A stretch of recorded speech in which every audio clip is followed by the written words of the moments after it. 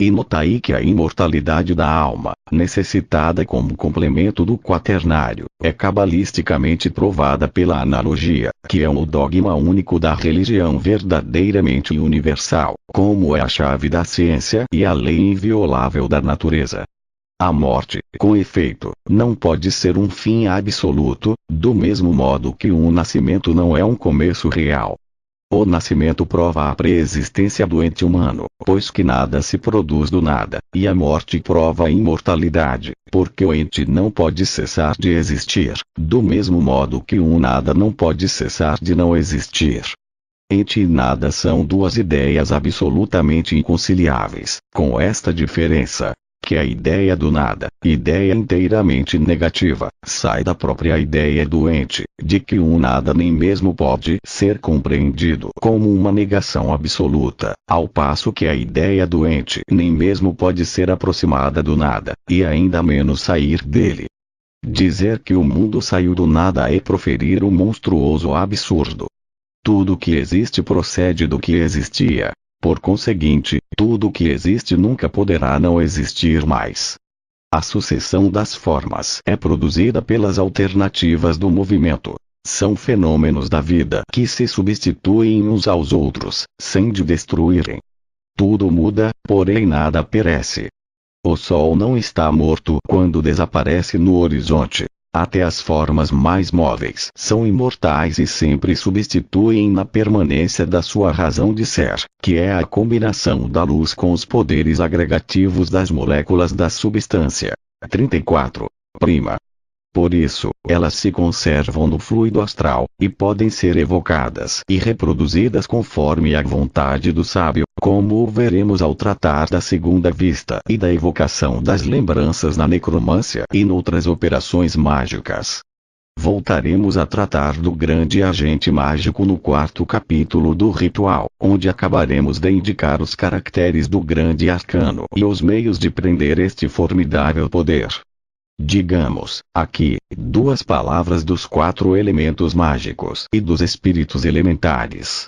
Os elementos mágicos são, em alquimia, o sal, o mercúrio, o enxofre, e o azote. Em cabala, o macrocosmo, o microcosmo e as duas mães. Em hieróglifos, o homem, o águia, o leão e o touro. Em física antiga, conforme os termos e as ideias vulgares, o ar, a água, a terra e o fogo. Em magia, sabe-se que a água não é a água ordinária, que o fogo não é simplesmente fogo, etc. Estas expressões ocultam um sentido mais elevado. A ciência moderna decompôs os 4 elementos dos antigos e encontrou neles muitos corpos considerados simples. O que é simples é a substância prima e propriamente dita. Só há, pois, um elemento material e este elemento se manifesta sempre pelo quaternário, nas suas formas. Conservaremos, pois, a sábia distinção das aparências elementares, admitida pelos antigos, e reconheceremos o ar, o fogo, a terra e a água pelos 4 elementos positivos e visíveis da magia.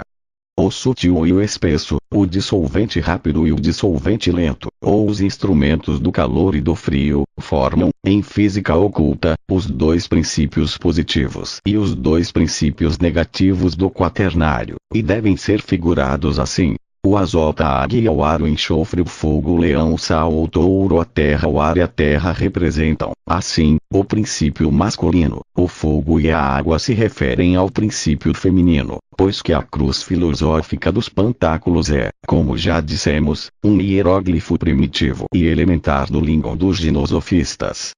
A estas 4 formas elementares correspondem as 4 ideias filosóficas seguintes: o espírito, a matéria, o movimento, o repouso, a ciência inteira. Com efeito, está na inteligência destas 4 coisas, que a alquimia reduzia a 3. O absoluto, a água, o homem, o mercúrio. 35. O fixo, o volátil, e que a cabala refere à própria ideia de Deus, que é razão absoluta, necessidade e liberdade, tríplice noção expressa nos livros ocultos dos hebreus. sob os nomes de Keter, Okma e Binah para o mundo divino, de Tiperet, Ezer de Gebura no mundo moral, e, enfim, de Ezot, ou de Netza no mundo físico, que, com o mundo moral, está contido na ideia do reino ou Malkut. Explicaremos, no 10º capítulo deste livro, esta teogônia, tão racional quanto sublime. Ora, os espíritos criados, sendo chamados à emancipação pela prova, são colocados, desde o seu nascimento, entre estas quatro forças, duas positivas e duas negativas, e são postos em condições de afirmar ou negar o bem, de escolher a vida ou a morte. Achar o ponto fixo, isto é, o centro moral da cruz, é o primeiro problema que lhe é dado para resolverem. A sua primeira conquista deve ser a da sua própria liberdade. Começam, pois, por ser arrastados uns ao norte, outros ao sul, uns à direita, outros à esquerda, e, enquanto não são livres, não podem ter o uso da razão, nem se encarnarão a não ser em formas animais. Estes espíritos não emancipados, escravos dos quatro elementos, são que os cabalistas chamam os demônios elementares, e povoam os elementos que correspondem ao seu estado de servidão. Existem, pois, realmente silfos, ondinas, gnomos e salamandras, uns errantes e procurando encarnarem-se, outros encarnados e vivendo na terra. Estes são os homens viciosos e imperfeitos. Voltaremos a este assunto no 15º capítulo, que trata dos encantamentos e dos demônios. É também uma tradição de física oculta que fez ser admitida, pelos antigos, a existência das quatro idades do mundo. Somente que não se dizia ao vulgo que essas quatro idades deviam ser sucessivas, como as quatro estações do ano e renovar-se também. Assim, a idade de ouro passou e ainda está para vir. Mas isto se refere ao espírito de profecia, e falaremos disso no capítulo 9, que trata do iniciado e do vidente. Ajuntaremos, agora, a unidade ao quaternário, e teremos conjunta e separadamente as ideias da síntese e da análise divinas, o Deus dos iniciados e dos profanos. Aqui o dogma se populariza e torna-se menos abstrato. O grande hierofante intervém. 5e. 36. O pentagrama Gebura, S. Até agora expusemos o dogma mágico no que tem de mais árido e mais abstrato. Aqui começam os encantamentos. Aqui podemos anunciar os prodígios e revelar as coisas ocultas. O pentagrama exprime a dominação do espírito sobre os elementos, e é por este signo que encadeamos os silfos do ar, as salamandras do fogo, as ondinas da água e os gnomos da terra. Armado deste signo e convenientemente disposto, podeis ver o infinito através daquela faculdade que é como que o olho de vossa alma, e vos fareis servir por legiões de anjos e colunas de demônios. E, primeiramente, estabeleçamos princípios. Não há mundo invisível, há somente vários graus de perfeição nos órgãos.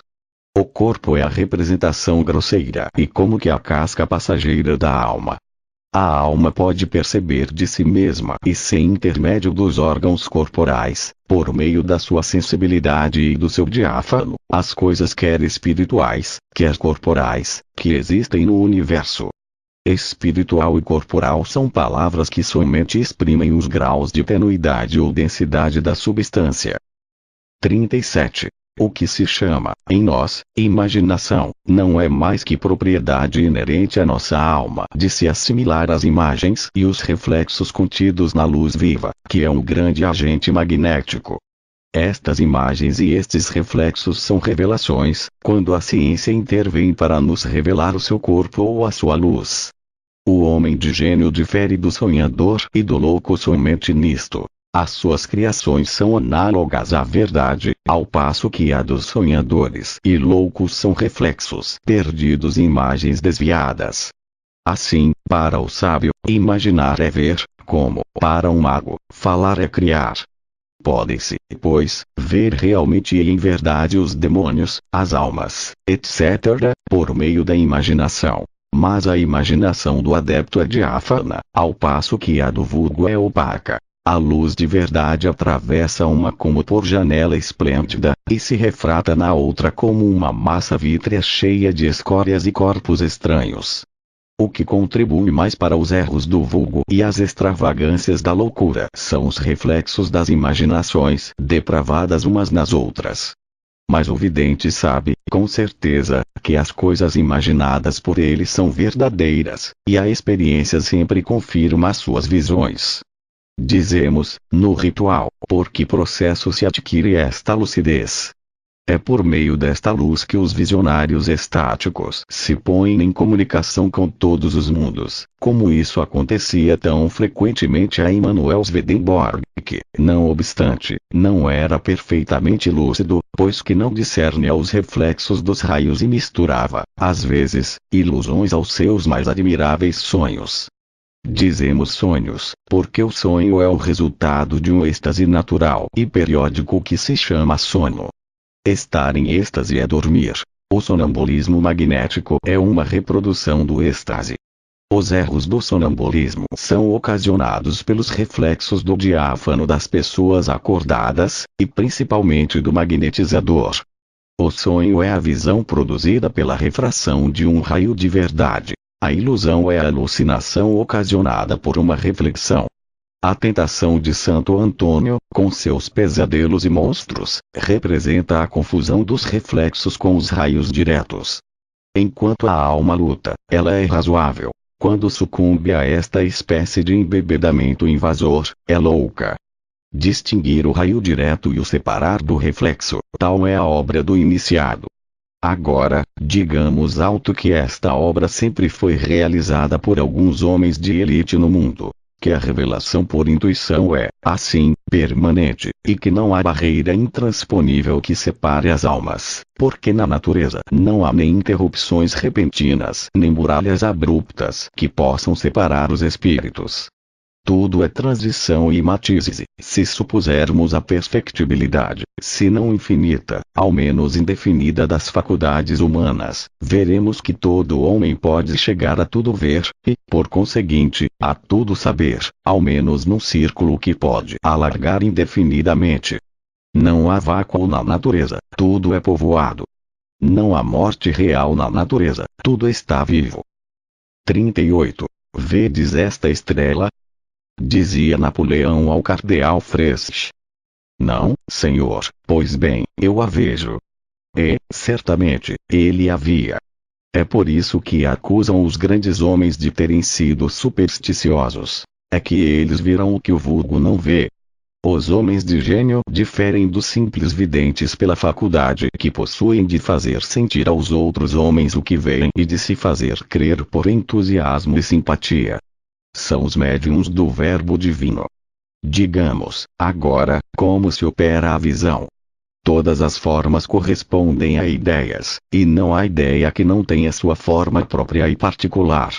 A luz primordial, veículo de todas as ideias, é a mãe de todas as formas, e transmite-as de emanação em emanação, apenas diminuídas ou alteradas por causa da densidade dos meios.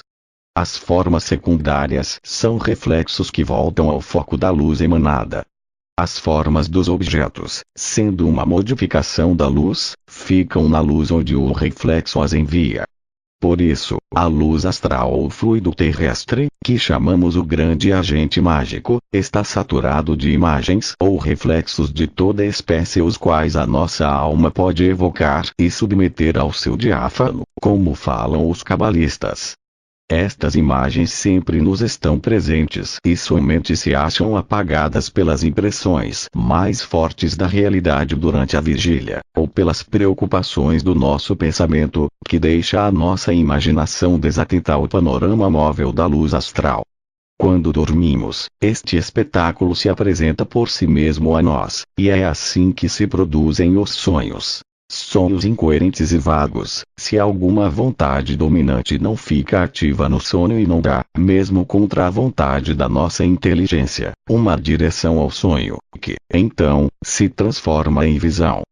O magnetismo animal não é nada mais do que o sono artificial produzido pela união, quer voluntária, quer forçada, de duas almas, uma das quais está acordada, enquanto a outra dorme, isto é, uma das quais dirige a outra na escolha dos reflexos para mudar os sonhos em visões e saber a verdade por meio das imagens. Assim, as sonâmbulas não vão realmente aos lugares aonde o magnetizador as manda. Elas evocam as suas imagens na luz astral, e nada podem ver do que não existe nesta luz. A luz astral tem uma ação direta sobre os nervos, que são os condutores, na economia animal, e que a levam ao cérebro. Por isso, no estado de sonambulismo, pode-se ver pelos nervos, e sem mesmo ter necessidade da luz irradiante, o fluido astral sendo uma luz latente, como a física reconheceu que existe um calórico latente. O magnetismo entre dois é, sem dúvida, uma descoberta maravilhosa. Mas o magnetismo de um só, dirigindo-se a si mesmo, ficando lúcido à vontade, é a perfeição da arte mágica. E o segredo desta grande obra não está para ser achado.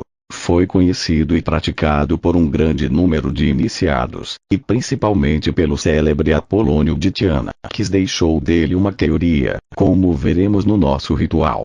O segredo da lucidez magnética e da direção dos fenômenos do magnetismo provém de duas coisas: da harmonia das inteligências e da união perfeita das vontades numa direção possível e determinada pela ciência.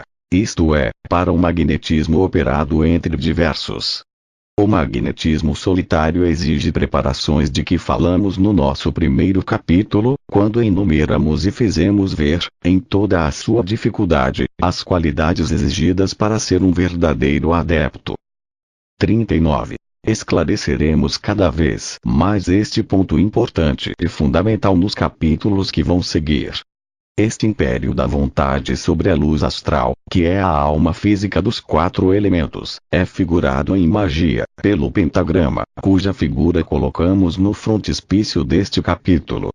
Assim, os espíritos elementais são submissos a este signo, quando é empregado com inteligência, e pode-se, colocando no círculo ou na mesa das evocações, fazê-los dóceis, o que, em magia se chama prendi-los. Expliquemos, em poucas palavras, esta maravilha. Todos os espíritos criados comunicam entre si por sinais e aderem a um certo número de verdades expressas por certas formas determinadas. A perfeição das formas aumenta em razão do desembaraço dos espíritos, e os que não estão presos pelas cadeias da matéria reconhecem, à primeira intuição, se o signo é a expressão de um poder real ou de uma vontade temerária. A inteligência do sábio dá, pois, valor ao seu pantáculo, como a sua ciência dá peso à sua vontade, e os espíritos compreendem imediatamente este poder. Assim, com o pentagrama, pode-se forçar os espíritos a aparecerem em sonho, quer durante a vigília, quer durante o sono, trazendo eles mesmos, diante do nosso diáfano, o seu reflexo, que existe na luz astral, se viveram, ou um reflexo análogo ao seu verbo espiritual, se não viveram na Terra. Isto explica todas as visões e demonstra, principalmente, porque os mortos aparecem sempre aos videntes, quer como eram na Terra, quer como estão ainda no túmulo, nunca como estão numa existência que escapa às percepções do nosso organismo atual. As mulheres grávidas estão, mais que os outros, sob a influência da luz astral, que concorre para a formação dos seus filhos, e que lhes apresenta, sem cessar, as reminiscências de formas de que está cheia.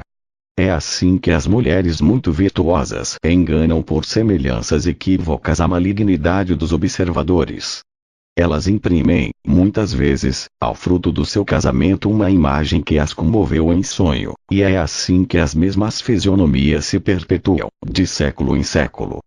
O uso cabalístico do pentagrama pode, pois, determinar a figura dos filhos a nascer, e uma mulher iniciada pode dar a seu filho as feições de Nereu ou de Aquiles, como as de Luís XIV ou de Napoleão. Nós indicamos no nosso ritual o modo de o fazer. O pentagrama é o que se chama, em Cabala, o signo do microcosmo, o signo cujo poder Goethe exalta no belo monólogo do Fausto. A Como a esta vista todos meus sentidos estremeceram. Sinto a juvenil e santa volúpia da vida ferver nos meus nervos e nas minhas veias. Será um Deus aquele que traçou este signo que acalma a vertigem de minha alma, enche de alegria meu pobre coração, e, numa impulsão misteriosa, desvenda ao redor de mim as forças da natureza. Sou um Deus. Tudo se torna tão claro para mim. Vejo, nestes simples traços, a natureza ativa se revelar à minha alma. Agora, pela primeira vez, reconheço a verdade desta palavra do sábio. O mundo dos espíritos não está fechado. Teu sentido está obtuso, teu coração está morto. Levanta-te. Banha, o adepto da ciência, o teu peito, ainda envolto de um véu terrestre, nos esplendores do dia nascente. Fausto, parte, cena 1. Foi em 24 de julho de 1854 que o autor deste livro, Eliphas Levi, fez em Londres a experiência da evocação pelo pentagrama, depois de se ter preparado, para isso, por todas as cerimônias que estão marcadas no ritual. O sucesso desta experiência, cujas razões e detalhes damos no 13º capítulo do 40. Dogma e as cerimônias no 13º capítulo do ritual, estabelecem um novo fato patológico que os homens de verdadeira ciência admitirão sem dificuldade. A experiência, reiterada até 3 vezes, deu resultados verdadeiramente extraordinários, mas positivos e sem mistura alguma de alucinação. Convidamos os incrédulos a fazerem um ensaio consciencioso e razoável, antes de levantar os ombros e sorrir. A figura do pentagrama, aperfeiçoada conforme a ciência e que serviu ao autor para esta prova, é a que está no começo deste capítulo e que não se acha tão completa nem nas clavículas de Salomão, nem nos calendários mágicos de Tycho Brahe e do Shenkiao.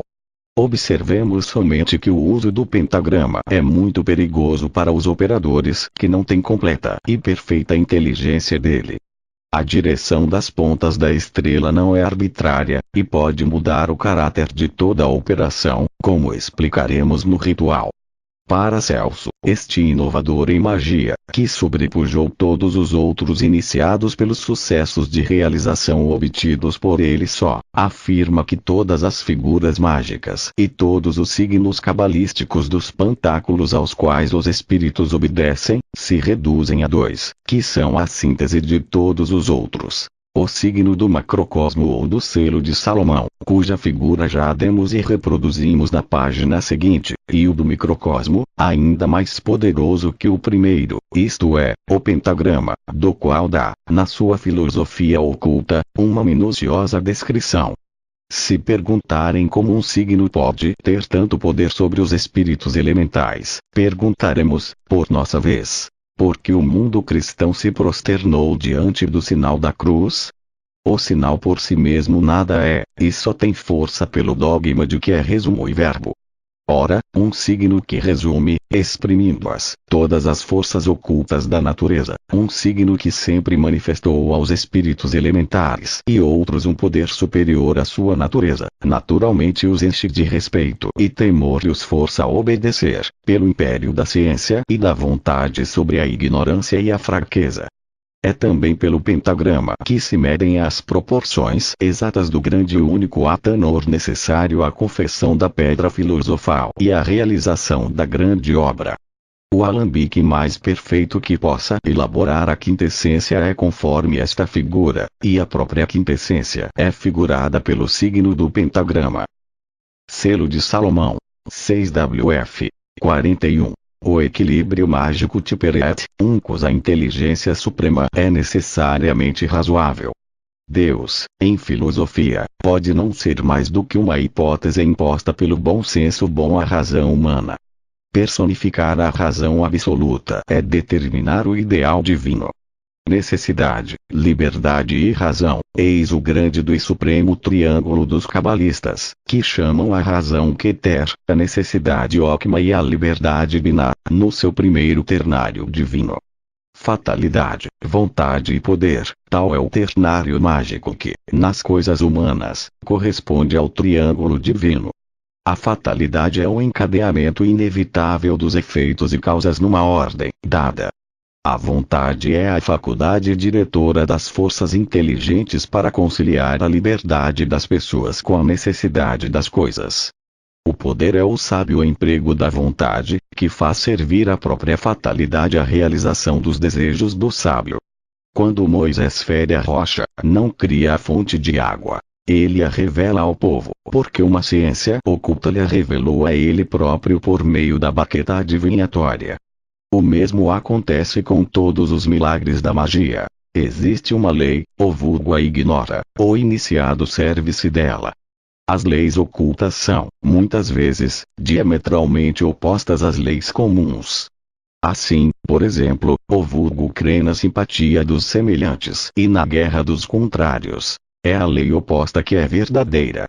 Diziam outrora: a natureza tem horror ao vácuo. Era preciso dizer: a natureza é amante do vácuo, se o vácuo não fosse, em física, a mais absurda das ficções.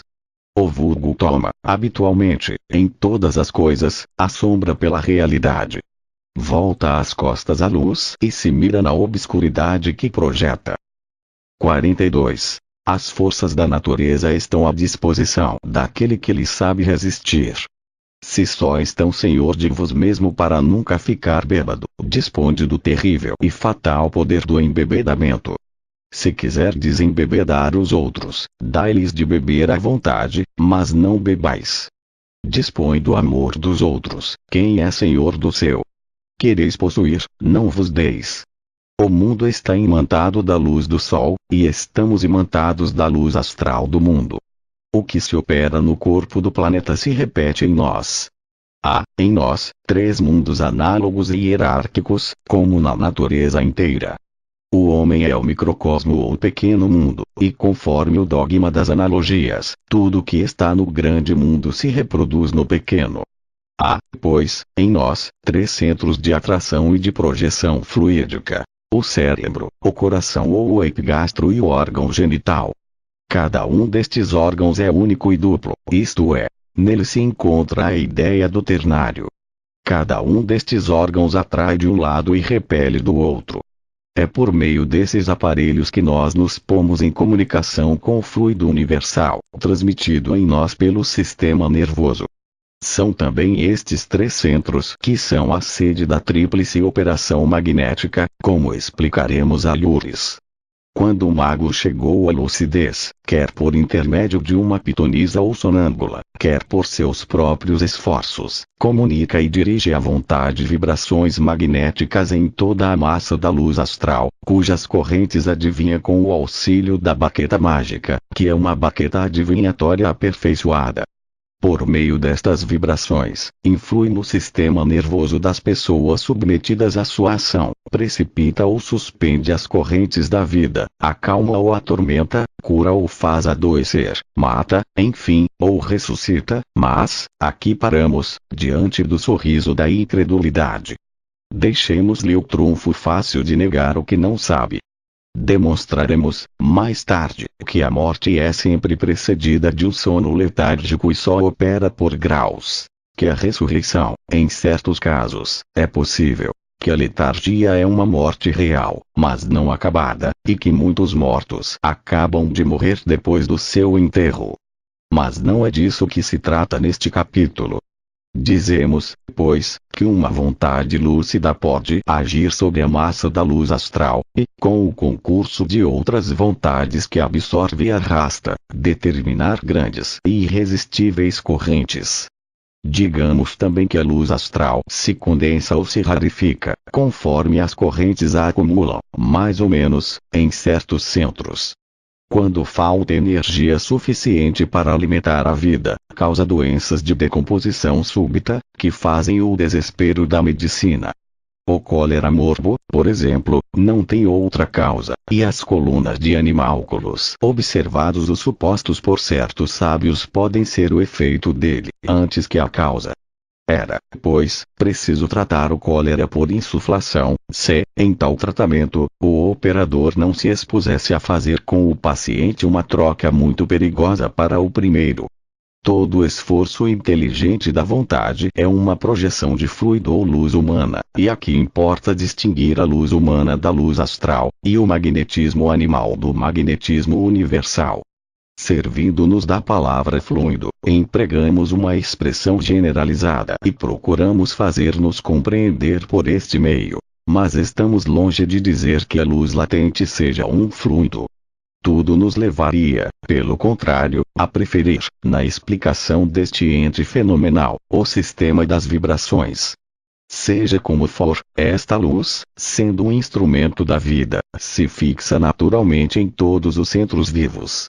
Ela se prende ao centro dos planetas como ao coração do homem, e por coração entendemos, em magia, o grande simpático, mas se identifica a vida própria do ser que anima, e é por esta propriedade de assimilação simpática que ela se divide sem confusão. Assim, ela é terrestre nas suas relações com o globo da Terra e exclusivamente humana nas suas relações com os homens. É por isso que eletricidade, o calórico, a luz e a imantação produzidas pelos meios físicos ordinários, não somente não produzem, mas, ao contrário, tendem a neutralizar os efeitos do 43. Magnetismo animal.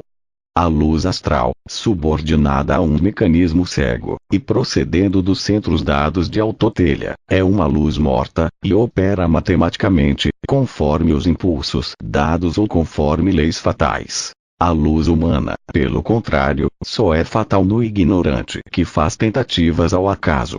No vidente, ela é subordinada à inteligência, submetida à imaginação e dependente da vontade. É esta luz que, projetada sem cessar pela nossa vontade, forma o que Swedenborg chama as atmosferas pessoais. O corpo absorve o que o rodeia e irradia sem cessar, projetando seus miasmas e suas moléculas invisíveis. O mesmo acontece com o espírito, de modo que este fenômeno, chamado por alguns místicos o respiro, tem realmente a influência que lhe é atribuída, quer no físico, quer no moral. É realmente contagioso respirar o mesmo ar que os doentes, e achar-se no círculo de atração e expansão dos malvados. Quando a atmosfera magnética de duas pessoas é de tal modo equilibrada que o atrativo de uma aspira à expansão da outra, produz-se uma atração que se chama a simpatia. Então, a imaginação, evocando a ela todos os raios ou reflexos análogos ao que experimenta, se faz um poema de desejos que arrastam a vontade, e se as pessoas são de sexo diferente, produz-se nelas ou geralmente na mais fraca das duas um embebedamento completo de luz astral, que se chama a paixão propriamente dita ou amor. O amor é um dos grandes instrumentos do poder mágico. Mas é formalmente interdito a um mago, ao menos como embebedamento ou como paixão. Desgraçado do Sansão da Cabala, se deixar adormecer por Dalila. O Hércules da ciência, que muda o seu cetro real contra o fuso de um palé, sentirá logo as vinganças de Dejanira, e só lhe restará a fogueira do Monte Eta para escapar ao apertamento devorador da túnica de Nesso. O amor sexual é sempre uma ilusão, porque é o resultado de uma miragem imaginária. A luz astral é o sedutor universal, figurado pela serpente do Gênese. Este agente sutil, sempre ativo, sempre luxuriante de seiva, sempre florido de sonhos sedutores e inebriantes imagens. Esta força cega por si mesma e subordinada a todas as vontades, quer para o bem, quer para o mal. Este círculo sempre renascente de vida indômita que dá vertigem aos imprudentes. Este corpo ígneo. Este éter impalpável e presente em toda parte. Esta esta sedução da natureza. Como defini-la inteiramente e como qualificar a sua ação? De algum modo indiferente por si mesma, ela serve para o bem como para o mal. Ela leva a luz e propaga as trevas. Pode-se chamá-la igualmente Lúcifer e Lucífago. É uma serpente, mas pode pertencer aos tormentos do inferno como as oferendas de incenso prometidas ao céu. Para apoderar-se dela, é preciso, como a mulher predestinada, pôr o pé sobre sua cabeça. O que corresponde à mulher de cabalística, no mundo elementar, é a água, e o que corresponde à serpente é o fogo. Para dominar a serpente, isto é, para dominar o círculo da luz astral, é preciso chegar a pôr-se fora das suas correntes, isto é, isolar-se. É por isso que Apolônio de Tiana se envolvia inteiramente no manto de lã fina, no qual punha os pés, e cuja ponta punha em cima da cabeça. Depois, arcava em semicírculo a sua coluna vertebral e fechava os olhos. Após ter realizado certos ritos de deviam ser passes magnéticos e palavras sacramentais, tem por fim fixar a imaginação e determinar a ação da vontade. O manto de lã é de grande uso em magia, e é o veículo ordinário dos feiticeiros que vão ao sabate, o que prova que os feiticeiros não iam realmente ao sabate, mas sim que o sabate vinha achar os feiticeiros isolados nos seus mantos e trazia ao seu translúcido as imagens análogas às suas preocupações mágicas, misturadas com os reflexos de todos os atos do mesmo gênero que se tinham realizado antes deles no mundo. Esta corrente da vida universal é também figurada, nos dogmas religiosos, pelo fogo expiatório do inferno. É o instrumento da iniciação, é o monstro a dominar, é o inimigo a vencer. É ela que envia às nossas evocações e conjurações da Goetia tantas larvas e fantasmas. É nela que se conservam todas as formas cujo conjunto fantástico e fortuito povoa nossos pesadelos de tão abomináveis monstros. Deixar-se arrastar para baixo por este rio que dá viravoltas é cair nos abismos da loucura. 44. Mais terríveis que os da morte. Afastar as sombras deste caos e fazer-lhe dar formas perfeitas aos nossos pensamentos é ser homem de gênio, é criar, é ter triunfado do inferno. A luz astral dirige os instintos animais e dá combate à inteligência do homem, que tende a perverter pelo luxo de seus reflexos e a mentira das suas imagens. Ação fatal e necessária, que os espíritos elementares e as almas sofredoras dirigem e tornam mais funestas ainda, com suas vontades inquietas, que procuram simpatias nas nossas fraquezas e nos tentam, menos para nos perder do que para adquirir amigos. Esse livro das consciências que, conforme dogma cristão, deve ser manifestado no último dia, não é outro senão a luz astral, na qual se conservam as impressões de todos os verbos, isto é, de todas as ações e de todas as formas. Os nossos atos modificam o nosso respiro magnético, de modo que um vidente pode dizer, aproximando-se de uma pessoa pela primeira vez, se esta pessoa é inocente ou culpada, e quais suas virtudes e seus crimes. Esta faculdade, que pertence à adivinhação, era chamada, pelos místicos cristãos da Igreja primitiva, o discernimento dos espíritos. As pessoas que renunciam ao império da razão e gostam de desviar sua vontade em perseguição dos reflexos da luz astral, estão sujeitas a alternativas de furor e tristeza que fizeram imaginar todas as maravilhas da possessão do demônio. É verdade que, por meio destes reflexos, os espíritos impuros podem agir sobre tais almas, fazer delas instrumentos dóceis e mesmo habituar-se a atormentar o seu organismo, no qual vem residir por obsessão ou embrionato. Estas palavras cabalísticas são explicadas no livro hebreu da Revolução das Almas, de que nosso 13º capítulo conterá a análise detalhada. É, pois, extremamente perigoso divertir-se com os mistérios da magia. É, principalmente, temerário praticar seus ritos por curiosidade, por ensaio e como que para tentar as forças superiores. Os curiosos que, sem serem adeptos, se preocupam de evocações ou magnetismo oculto, parecem crianças que brincam com fogo perto de um barril de pólvora fulminante. Serão, mais cedo ou mais tarde, vítimas de alguma terrível explosão. Para isolar-se da luz astral, não basta rodear-se de panos de lã. É preciso ainda, e principalmente, ter imposto uma quietação absoluta ao seu espírito e ao seu coração, ter saído do domínio das paixões e estar seguro na perseverança dos atos espontâneos de uma vontade inflexível. É preciso também reiterar muitas vezes os atos desta vontade, como veremos na nossa introdução ritual. A vontade fica certa de si mesma só por atos, como as religiões só têm império e duração pelas suas cerimônias e seus ritos. Existem substâncias inebriantes que, exaltando a sensibilidade nervosa, aumentam o poder e por das representações e, por conseguinte, das seduções astrais. Pelos mesmos meios, mas seguindo uma direção contrária, pode-se amedrontar e perturbar os espíritos. Estas substâncias, magnéticas por si mesmas e magnetizadas ainda pelos práticos, são o que se chamam filtros ou beberagens encantadas. Mas não trataremos desta perigosa aplicação da magia envenenadora. Não existem mais, é verdade, fogueiras para os feiticeiros, mas há sempre, e mais do que nunca, castigos para os malfeitores. Limitemo-nos, pois, a constatar, na ocasião, a realidade deste poder. Para dispor da luz astral é preciso também compreender a sua dupla vibração e conhecer a balança das forças, que se chama o equilíbrio mágico, e que, em Cabala, se exprime pelo cenário. Este equilíbrio, considerado na sua causa primeira, é a vontade de Deus. No homem, é a liberdade, na matéria, é o equilíbrio matemático.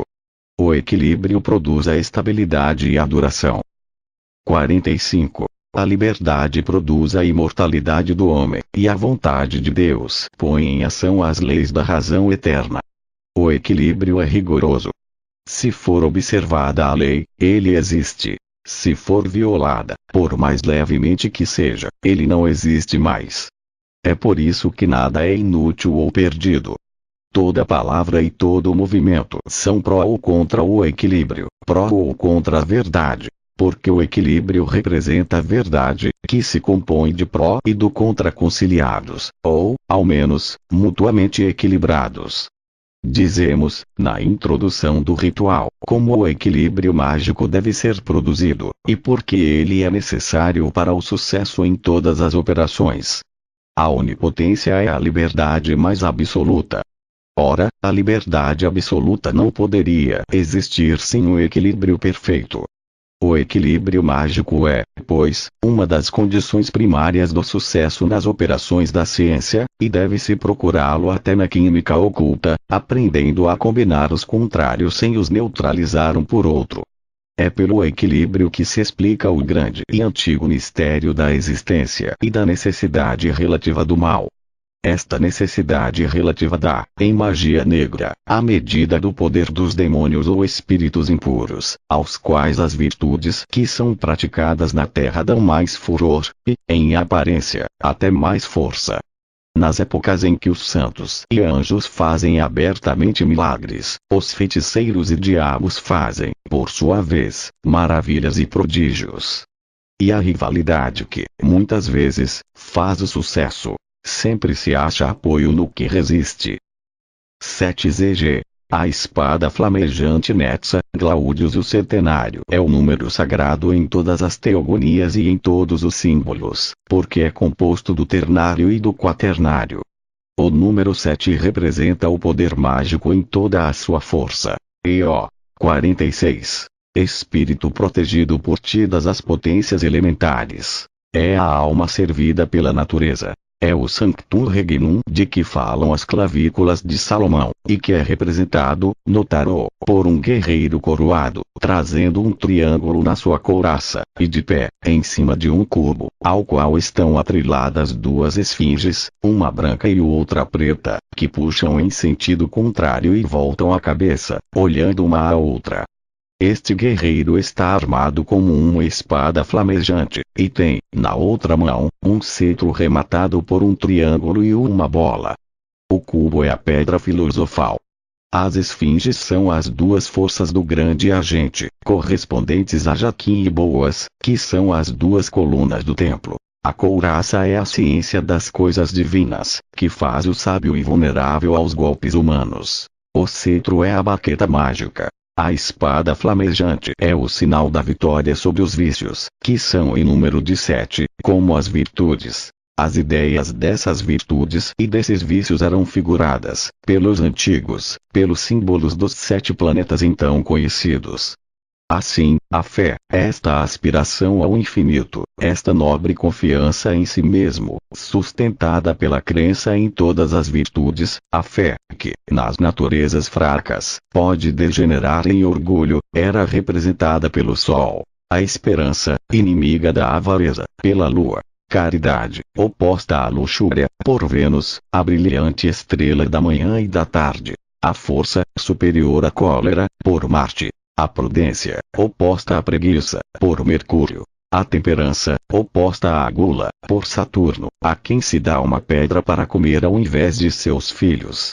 E a justiça, enfim, oposta à inveja, por Júpiter, vencedor dos titãs. Tais são os símbolos que a astrologia tira do culto helênico. Na Cabala dos hebreus, o Sol representa o anjo de luz. A Lua, o anjo das aspirações e dos sonhos. Marte, o anjo exterminador. Vênus, o anjo dos amores. Mercúrio, o anjo civilizador. Júpiter, o anjo do poder. Saturno, o anjo das solidões. Chamam-nos também Micael, Gabriel, Samael, Anael, Rafael, Zacariel e Orifiel. Estas potências dominadoras das almas partilham a vida humana por períodos, que os astrólogos mediam sobre as revoluções dos planetas correspondentes. Porém, não se deve confundir a astrologia cabalística com a astrologia judiciária. Explicaremos esta distinção. A infância é votada ao Sol, a adolescência à Lua, a juventude a Marte e Vênus, a virilidade a Mercúrio, a idade madura a Júpiter e a velhice a Saturno. Ora, a humanidade inteira vive sob leis de desenvolvimento análogas às da vida individual. É sobre esta base que Tritemo estabelece a sua clavícula profética dos 7 espíritos de que falamos aures, e por meio da qual se pode, seguindo as proporções analógicas dos acontecimentos sucessivos, predizer com certeza os grandes acontecimentos futuros, e fixar adiantadamente, de período em período, os destinos dos povos e do mundo. São João, depositário da doutrina secreta do Cristo, consignou esta doutrina no livro cabalístico do Apocalipse, que ele representa fechado com 7 selos. Acham-se aí os 7 gênios das mitologias antigas, com as copas e espadas do tarô. O dogma escondido sob estes emblemas é a pura cabala, já perdida pelos fariseus, na época da volta do Salvador. Os quadros que se sucedem nesta maravilhosa epopeia profética são tantos pantáculos que o ternário, o quaternário, o setenário e o duodenário são as chaves.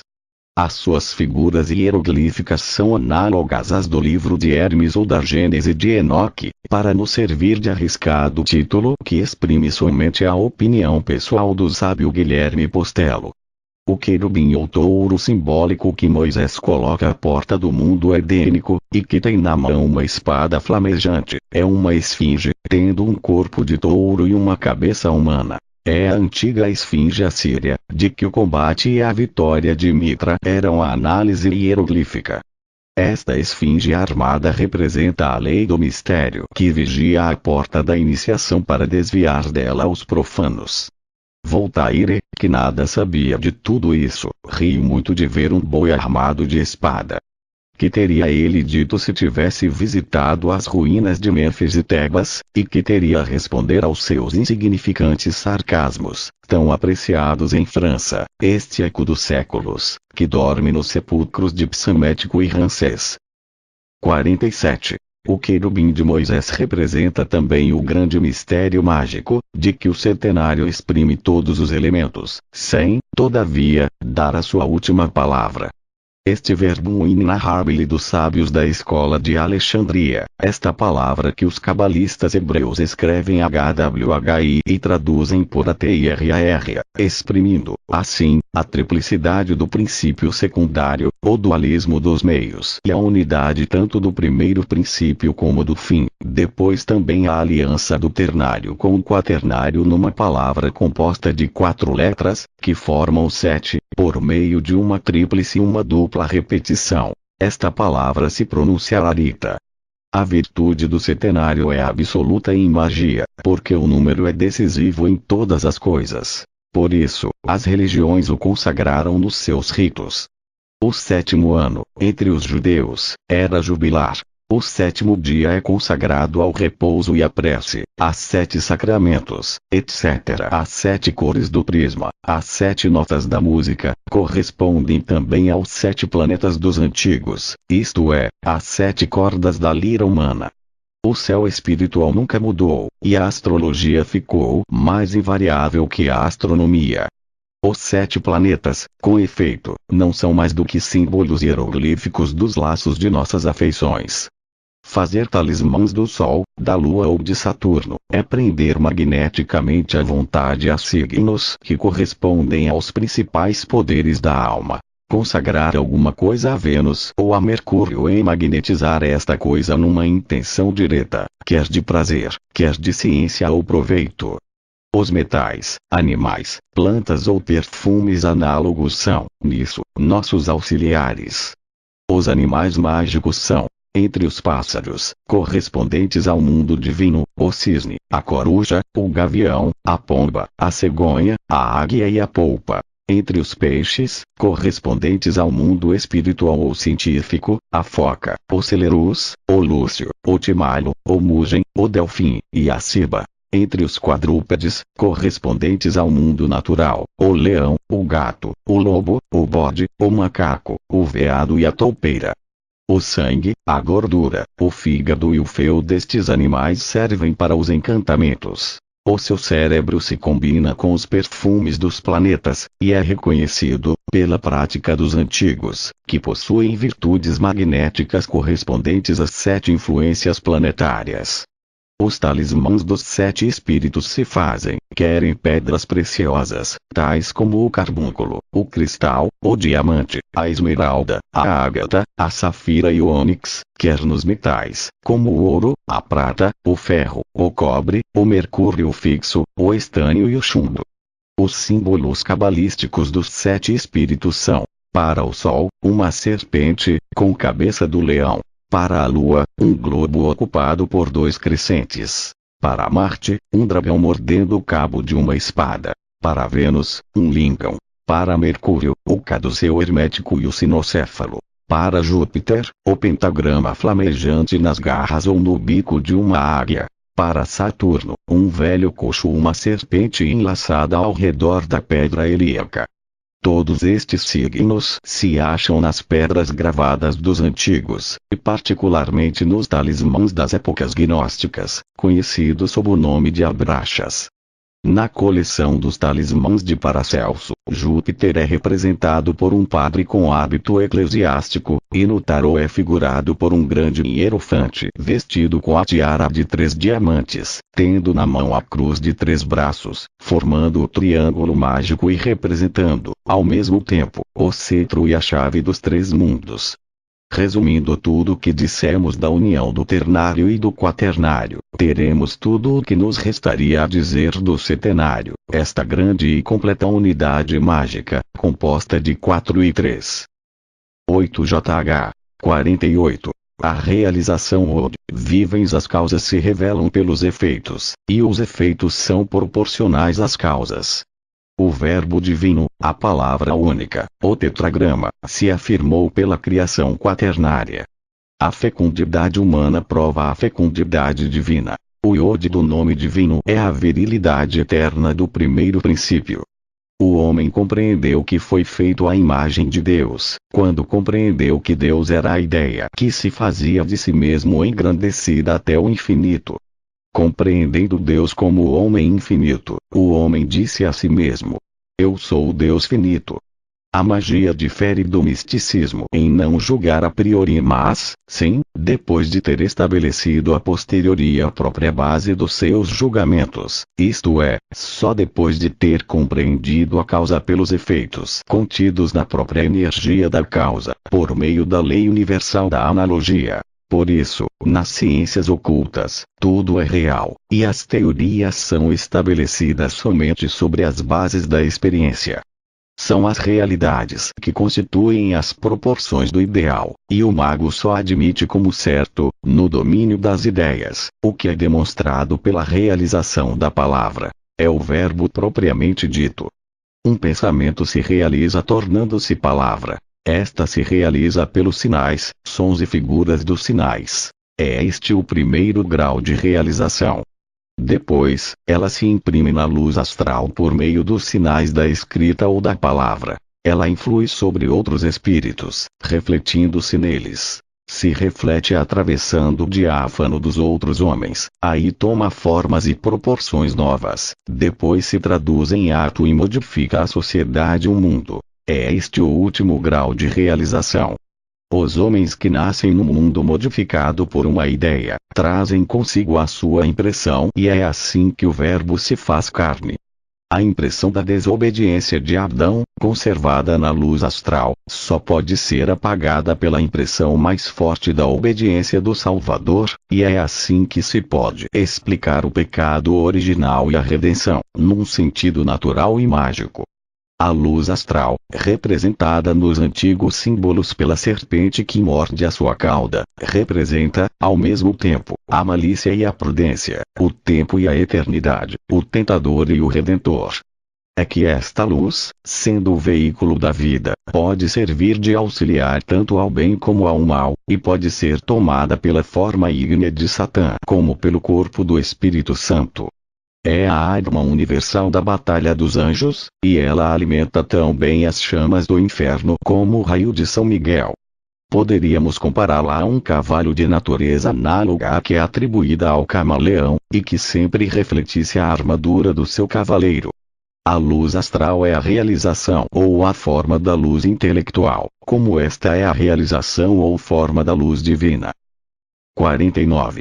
O grande iniciador do cristianismo, compreendendo que a luz astral estava sobrecarregada dos reflexos impuros da depravação romana, quis separar seus discípulos da esfera ambiente dos reflexos e fazê-los atentos unicamente à luz interior, a fim de que, por meio de uma fé comum, pudesse comunicar-se mutuamente por meio de novos cordões magnéticos a que chamou graça, e vender, assim, as correntes transbordadas do magnetismo universal, ao qual dava os nomes de diabo ou Satã, para exprimir a sua putrefação. Opor uma corrente à outra é renovar o poder da vida fluídica. Por isso, os reveladores nada mais fizeram do que adivinhar, pela exatidão de seus cálculos, a hora própria das reações morais. A lei de realização produz o que chamamos o respiro magnético, de que são impregnados os objetos e lugares, o que lhes comunica uma influência conforme com nossas vontades dominantes, principalmente com as que são confirmadas e realizadas por atos. Com efeito, o agente universal, ou a luz astral latente, sempre procura o equilíbrio. Enche o vácuo e aspira o cheio, o que faz contagioso o vício, como certas doenças físicas, e serve poderosamente ao proselitismo da virtude. É por isso que a coabitação com seres antipáticos é um suplício. É por isso que as relíquias, quer dos santos quer dos grandes celerados, podem produzir efeitos maravilhosos de conversão ou perversão súbita. É por isso que o amor sexual, muitas vezes, se produz por um sopro ou contato, e não somente pelo contato da própria pessoa, mas até por meio dos objetos que ela tocou e magnetizou sem o saber. A alma aspira e respira exatamente como o corpo. Ela aspira o que crê ser felicidade, e respira ideias que resultam das suas sensações íntimas. As almas doentes têm mau hálito e viciam a sua atmosfera moral, isto é, misturam seus reflexos impuros com a luz astral que as penetra e nela estabelecem correntes deletérias.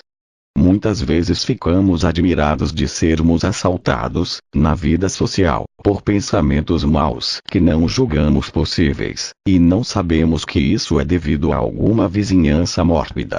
Este segredo é de grande importância, porque leva à manifestação das consciências, um dos poderes mais incontestáveis e mais terríveis da arte mágica. O respiro magnético produz em redor da alma uma irradiação de que ela é o centro, e ela rodeia-se do reflexo de suas obras, que lhe fazem um céu ou um inferno. Não há atos solitários e não poderia haver atos ocultos. Tudo o que realmente queremos, isto é, tudo o que confirmamos pelos nossos atos, fica escrito na luz astral, onde se conservam os nossos reflexos. Estes reflexos influem continuamente sobre o nosso pensamento por meio do diáfano, e é assim que cada um se torna e permanece filho das suas obras.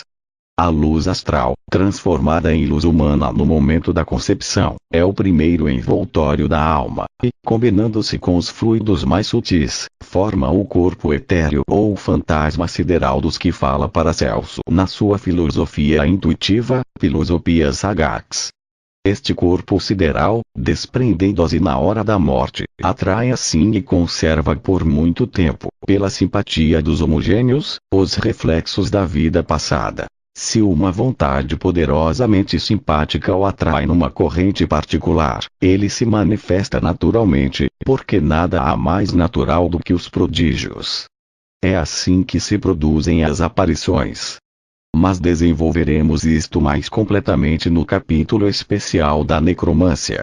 Este corpo fluídico, submetido, como a massa da lua astral, a dois movimentos contrários, atrativo à esquerda, e repulsivo à direita, ou reciprocamente, nos dois sexos, produz em nós as lutas dos diferentes atrativos e contribui para a ansiedade da consciência.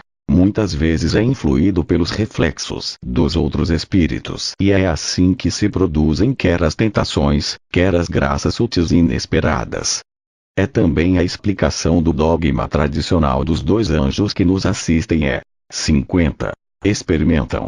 As duas forças da luz astral podem ser figuradas por uma balança em que são pesadas as nossas boas intenções para a vitória da justiça e a emancipação da nossa liberdade. O corpo astral nem sempre é do mesmo sexo que o corpo terrestre, isto é, as proporções das duas forças, variando da direita para a esquerda, parecem, muitas vezes, contradizer a organização visível. É o que produz os erros aparentes das paixões humanas, e pode explicar, sem as justificar de modo algum diante da moral, as singularidades amorosas de Anacreonte ou Safo. Um magnetizador hábil deve apreciar todos estes matizes, e damos, no nosso ritual, os meios de os reconhecer. Há duas espécies de realizações, a verdadeira e a fantástica. A primeira é o segredo exclusivo dos magos, a outra pertence aos encantadores e feiticeiros. As mitologias são realizações fantásticas do dogma religioso, as superstições são o sortilégio da falsa piedade. Mas mesmo as mitologias e superstições são mais eficazes sobre a vontade humana do que uma filosofia puramente especulativa e exclusiva de toda prática. É por isso que São Paulo opõe as conquistas da loucura da cruz à inércia da sabedoria humana. A religião realiza a filosofia adaptando-a às fraquezas do vulgo. Tal é, para os cabalistas, a razão secreta e a explicação oculta dos dogmas da encarnação e da redenção. Os pensamentos que não se traduzem em palavras são pensamentos perdidos para a humanidade. As palavras que não são confirmadas por atos são palavras ociosas, e não há grande distância da palavra ociosa mentira. É o pensamento formulado por palavras e atos que constitui a boa obra ou o crime. Logo, quer em vício, quer em virtude, não há palavra da qual não sejamos responsáveis. Principalmente, não há atos indiferentes. As maldições e bênçãos sempre têm seus efeitos e qualquer ação, seja qual for, quando é inspirada pelo amor ou pelo ódio, produz efeitos análogos ao seu motivo, ao seu valor e à sua direção. O imperador cujas imagens tinham sido mutiladas e que, levando a mão à fronte, dizia: "Não me sinto ferido", fazia uma falsa apreciação e diminuía nisso o mérito da sua clemência. Qual homem de bem veria com sangue frio os insultos feitos ao seu retrato? E se realmente semelhantes insultos, feitos mesmo contra a vontade, caíssem sobre nós por uma influência fatal, se a arte dos enfeitiçamentos fosse real, como não é permitido a um adepto duvidá-lo, quanto não seria mais imprudente, e até mais temerária ainda, a palavra deste bom imperador.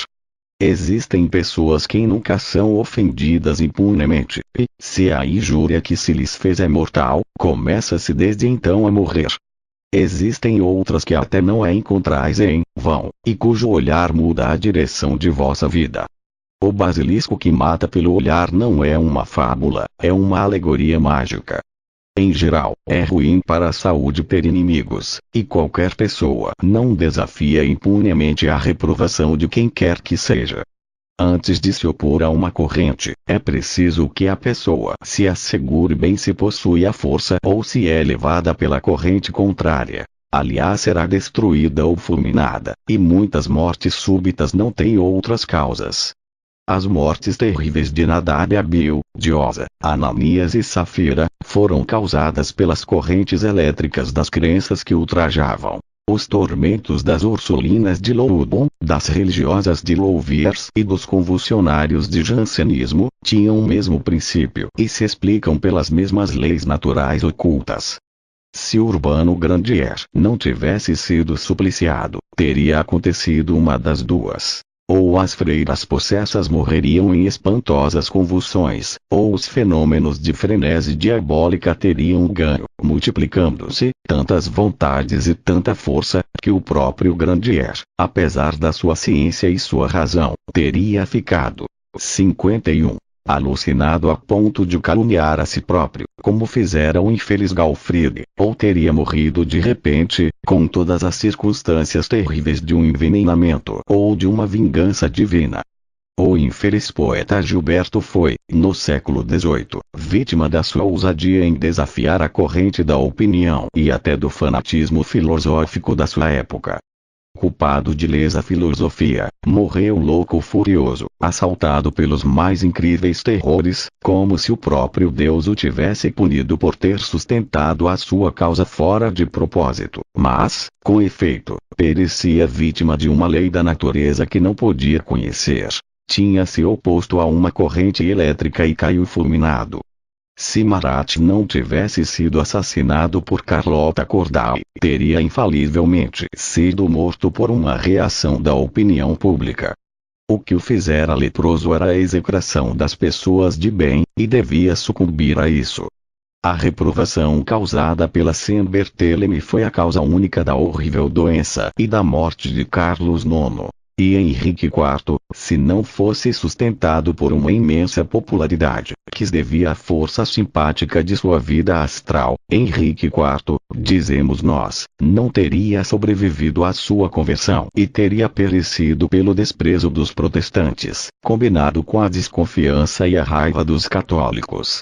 A impopularidade pode ser uma prova de integridade e de coragem, mas nunca é prova de prudência ou política. Os golpes dados contra a opinião são mortais para os homens de Estado. Podemos ainda lembrar-nos do fim prematuro e violento de vários homens ilustres, que não convém mencionar aqui. Os descréditos diante da opinião podem ser grandes injustiças, mas sempre não são menores causas de insucessos e, muitas vezes, sentenças de morte. Do mesmo modo, as injustiças feitas a um só homem podem e devem, se não forem reparadas, causam a perda de um povo ou de uma sociedade inteira. É o que se chama o grito do sangue, porque, no fundo de toda a injustiça, há o germe de um homicídio. É por causa destas leis terríveis de solidariedade que o cristianismo tanto recomenda o perdão das injúrias e a reconciliação. Aquele que morre sem perdoar, lança-se na eternidade armado de um punhal e se devota aos horrores de uma eterna matança. É uma tradição e uma crença invencível entre o povo a da eficácia das bênçãos ou maldição paternas ou maternas. Com efeito, quanto mais os laços que unem duas pessoas são estreitos, tanto é mais terrível nos seus efeitos o ódio entre elas. O tição de Alteu queimando o sangue de Meleagra é, na mitologia, o símbolo deste poder temível. Todavia, que os pais tomem cuidado com isso, porque não se acende o inferno no seu próprio sangue e não se vota os seus à desgraça, sem queimar e tornar infeliz a si próprio. Nunca é um crime perdoar, e sempre é um perigo e uma ação má amaldiçoar. 9 Fi. 52. A iniciação e Exot Bonum. O iniciado é aquele que possui a lâmpada de Trismegisto, o manto de Apolônio, e o bastão dos patriarcas. A lâmpada de Trismegisto é a razão esclarecida pela inteligência. O manto de Apolônio é a posse plena e total de si mesmo, que isola o sábio das correntes instintivas. E o bastão dos patriarcas é o auxílio das forças ocultas e perpétuas da natureza. A lâmpada de Trismegisto alumia o presente, o passado e o futuro, mostra claramente a consciência dos homens, ilumina os recônditos do coração das mulheres. A lâmpada brilha com tríplice chama, o manto se redobra 3 vezes, e o bastão se divide em 3 partes. O número 9 é o dos reflexos divinos. Ele exprime a ideia divina em toda a sua força abstrata, mas também exprime o luxo na crença e, por conseguinte, a superstição e a idolatria. É por isso que Hermes fez dele o número da iniciação, porque o iniciado reina sobre a superstição e pela superstição, e só ele pode caminhar nas trevas, apoiado como está no seu bastão, envolto no seu manto e iluminado pela sua lâmpada. A razão foi dada a todos os homens, mas nem todos sabem fazer uso dela. É uma ciência que é preciso aprender. A liberdade é oferecida a todos, mas nem todos sabem apoiar-se nela. É um poder de que é preciso apoderar-se. A nada chegamos que não nos custe mais de um esforço. O destino do homem é que se enriqueça do que ganha e que depois tenha, como Deus, a glória e o prazer de dar. A ciência mágica se chamava, outrora, arte sacerdotal e arte real, porque a iniciação dava ao sábio o império sobre as almas e a aptidão para governar as vontades. A adivinhação é também um dos privilégios do iniciado. Ora, a adivinhação é simplesmente o conhecimento dos efeitos contidos nas causas e a ciência aplicada aos fatos do dogma universal da analogia. Os atos humanos não se escrevem somente à luz astral. Deixam também os seus traços na fronte, modificam as feições e o andar, mudam o acento da voz. 53. Cada homem traz, pois, consigo a história da sua vida, legível para o iniciado. Ora, o futuro é sempre a consequência do passado, e as circunstâncias inesperadas não mudam quase nada dos resultados racionalmente esperados. É possível, pois, predizer a cada homem o seu destino. É possível julgar de uma existência inteira por um só movimento. Um só desacerto pressagia uma série de desgraças. César foi assassinado porque amava as poesias de Ossian. Luís Felipe devia deixar o trono como o fez, porque usava um guarda-chuva. São paradoxos para o vulgo, que não compreende as relações ocultas das coisas. Mas são razões para o iniciado, que compreende tudo e de nada se admira. A iniciação preserva das falsas luzes de misticismo. Ela dá à razão humana o seu valor relativo e a sua infalibilidade proporcional, unindo a razão suprema pela cadeia das analogias. O iniciado não tem, pois, esperanças duvidosas, nem temores absurdos, porque não tem crenças desarrazoáveis. Sabe o que pode e nada lhe custa ousar. Por isso, para ele, ousar é poder. Eis, pois, uma nova interpretação dos atributos do iniciado. A sua lâmpada representa o saber, o manto que o envolve representa a sua discrição, o seu bastão é o emblema da sua força e da sua audácia. Ele sabe, ousa e cala-se. Sabe os segredos do futuro, ousa no presente e cala-se sobre o passado. Sabe as fraquezas do coração humano, ousa servir-se delas para fazer a sua obra, e cala-se sobre os seus projetos. Sabe a razão de todos os simbolismos e de todos os cultos, ousa praticá-los ou abster-se deles sem hipocrisia e sem impiedade, e cala-se sobre o dogma único da alta iniciação. Sabe a existência e a natureza do grande agente mágico, ousa fazer os atos e pronunciar as palavras que o submetem à vontade humana, e cala-se sobre os mistérios do grande arcano. Por isso, podeis vê-lo muitas vezes triste, nunca abatido nem desesperado.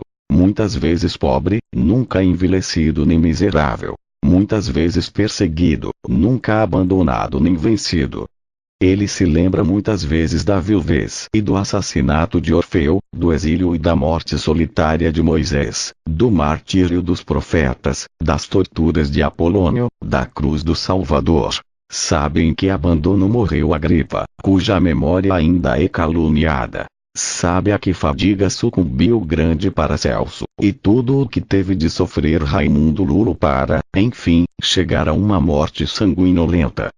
Lembra-se de Swedenborg fazendo-se de louco ou mesmo perdendo a razão, a fim de fazer perdoar a sua ciência. De Saint-Martin, que se ocultou toda a sua vida. De Cagliostro, que morreu abandonado nos calabouços da Inquisição. De Cazotte, que subiu ao cadafalso. Sucessor de tantas vítimas, não ousa menos, mas compreende ainda mais a necessidade de calar-se. Imitemos o seu exemplo, aprendamos com perseverança. Quando soubermos, ousemos e calemo-nos. 10k. 54. A Cábala Malkuth, Príncipe 1. Palos. Todas as religiões conservaram a lembrança de um livro primitivo escrito em figuras pelos sábios dos primeiros séculos do mundo, e cujos símbolos, simplificados e vulgarizados mais tarde, forneceram à escritura suas letras, ao verbo seus caracteres, à filosofia oculta seus signos misteriosos e seus pantáculos. Este livro, atribuído a Enoque, o sétimo senhor do mundo depois de Adão, pelos hebreus, a Hermes Trismegisto pelos egípcios, a Cadmo, o misterioso fundador da cidade santa, pelos gregos. Este livro era o resumo simbólico da tradição primitiva, chamada, depois de Cabala, uma palavra hebraica que é equivalente à tradição. Esta tradição repousa inteiramente sobre o dogma único da magia. O visível é para nós a medida proporcional do invisível. Ora, os antigos, tendo observado que o equilíbrio é, em física, a lei universal, e que resulta da oposição aparente de duas forças, concluíram que em Deus, isto é, na primeira causa vivente e ativa, se deviam reconhecer duas propriedades necessárias uma à outra. A estabilidade e o movimento, a necessidade e a liberdade, a ordem racional e a autonomia volitiva, a justiça e o amor, e, por conseguinte, também a severidade e a misericórdia. E são esses dois atributos que os cabalistas judeus personificam de algum modo sob os nomes de Gebura e Chesed. Acima de Gebura e Chesed reside a coroa suprema, o poder equilibrante, princípio do mundo ou do reino equilibrado, que vemos designado sob o nome de Malkuth no versículo oculto e cabalístico do Pater de que já falamos. Mas Gebura e Chesed, mantidos em equilíbrio, em cima pela coroa e embaixo pelo reino, são dois princípios que podem ser considerados, quer na sua abstração, quer na sua realização. Abstratos ou idealizados, tomam os nomes superiores de Okma, a sabedoria, e de Binah, a inteligência. Realizados, chamam-se a estabilidade e o progresso, isto é, a eternidade e a vitória. Ou de Nexa. Tal é, conforme a Cabala, o fundamento de todas as religiões e de todas as ciências, a ideia prima e imutável das coisas. Um tríplice triângulo e um círculo, a ideia do ternário explicada pela balança multiplicada por si mesma nos domínios do ideal, depois a realização desta ideia nas formas. Ora, os antigos uniram as noções primárias desta simples e grandiosa teologia à própria ideia dos números, e qualificaram, assim, todos os algarismos da década primitiva. 55. 1. Keter, a coroa, o poder equilibrante. 2. Okma, a sabedoria, equilibrada na sua ordem imutável pela iniciativa da inteligência. 3. Binah, a inteligência ativa, equilibrada pela sabedoria. 4. Chesed, a misericórdia, segundo a concepção da sabedoria, sempre benévola, porque é forte. 5. Jabura, o rigor necessitado pela própria sabedoria e pela bondade. Sofrer o mal e a impedir o bem. 6. Tiperet, a beleza, concepção luminosa do equilíbrio nas formas, o intermediário entre a coroa e o reino, o princípio mediador entre o Criador e a criação. Que sublime ideia não achamos aqui da poesia e do seu soberano sacerdócio. 7. Netza, a vitória, isto é, o trunfo eterno da inteligência e da justiça. 8. Od, a eternidade das vitórias do espírito sobre a matéria, do ativo sobre o passivo, da vida sobre a morte. 9. Yesod, o fundamento, isto é, a base de toda crença e de toda a verdade, é o que chamamos em filosofia o absoluto. 10. Malkut, o reino, é o universo, é a criação inteira, a obra e o espelho de Deus, a prova da razão suprema, a consequência formal que nos força a remontar às premissas virtuais, o enigma cuja palavra é Deus, isto é, razão suprema e absoluta.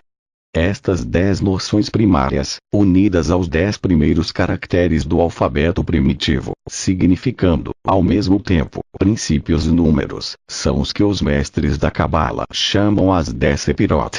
O tetragrama sagrado, traçado deste modo, indica o número, a origem e as relações dos nomes divinos. É o nome de Yud-Shavad, escrito com esses 24 sinais coroados de um tríplice florão de luz, que devem ser referidos os 24 anciãos coroados do Apocalipse. Na Cabala, o princípio oculto é chamado de ancião, e este princípio, multiplicado e como que refletido nas causas segundas, cria suas imagens, isto é, tantos anciãos quantas concepções diversas há da sua única essência. Estas imagens menos perfeitas, ao se afastarem da sua fonte, lançam nas trevas um último reflexo ou um último clarão que representa um velho horrível e desfigurado. É o que vulgarmente é chamado diabo. Por isso, um iniciado ousou dizer: o diabo é Deus compreendido pelos malvados. E um outro, em termos mais estranhos, mas não menos enérgicos, acrescentou: o diabo é formado dos fragmentos de Deus. Podemos resumir e explicar estas asserções tão novas, fazendo notar que, até no simbolismo, o demônio é um anjo caído do céu por ter querido usurpar a divindade. Isso pertence à linguagem alegórica dos profetas e lendários. Filosoficamente falando, o diabo é uma ideia humana da divindade sobrepujada e despojada do céu pelo progresso da ciência e da razão. Moloch, Adramelech, Baal, foram, entre os orientais primitivos, as personificações do Deus único, desonradas por atributos bárbaros. O Deus dos jansenistas, criando para o inferno a maioria dos homens e comprazendo-se com as torturas eternas dos que não quis salvar, é uma concepção ainda mais bárbara do que a de Moloch. Por isso, o Deus dos jansenistas já é para os cristãos sábios e esclarecidos um verdadeiro Satã caído do céu. Os cabalistas, multiplicando os nomes divinos, uniram todos, quer a unidade do tetragrama, quer a figura do ternário, quer a escada sefírica da década. Traçam assim a escada dos nomes e dos números divinos. E 56. Ikriv Milat Vaksa Tirara Tudla de Begmilat Vabismila triângulo que se pode traduzir assim, em letras romanas. Ias de Jeveloim Sabaoth Ararita Euvedat Elin Gibor Elin Sabaoth. O conjunto de todos esses nomes divinos, formado do único tetragrama, mas fora do próprio tetragrama, é uma das bases do ritual hebreu, e compõe a força oculta que os rabinos cabalistas invocam sob o nome de Semanporash. Temos de falar agora dos Taros, sob o ponto de vista cabalístico. Já indicamos a fonte oculta de seu nome.